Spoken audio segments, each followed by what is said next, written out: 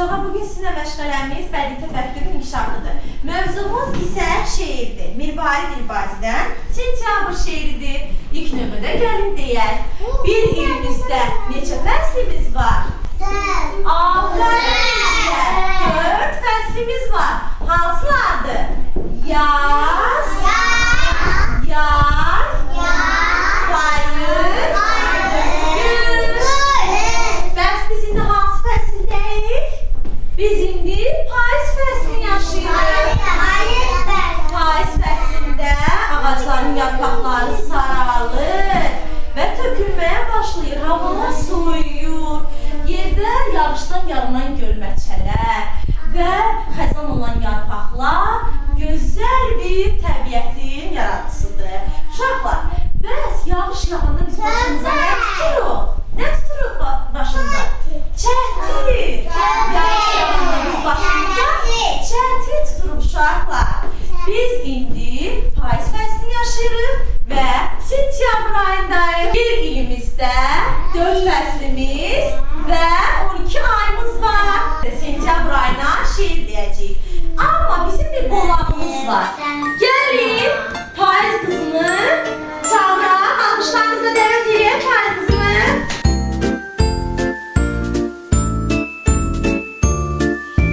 Тише, тише, тишина, осень в гости к нам пришла.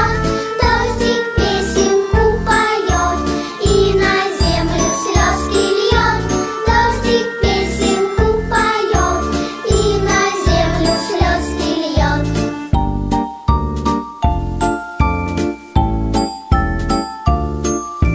Дружно зонтики возьмем, под дождем гулять пойдем. Веселее, веселей, дождик капай, не жалей.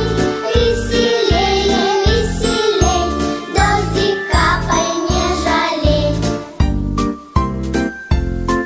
Hə uşaqlar, gördünüz necə gözəl bizim payız qızımız var və bizim üçün gözəl rəqs etdi. Bəyəndiniz?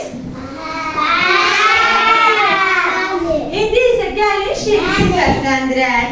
Sentyabr şeiri. Payız gəlir, yaya vida edirlər. Məktəblilər artıq dərsə gedirlər.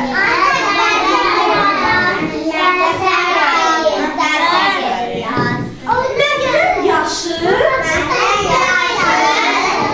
təzə çatan hər bala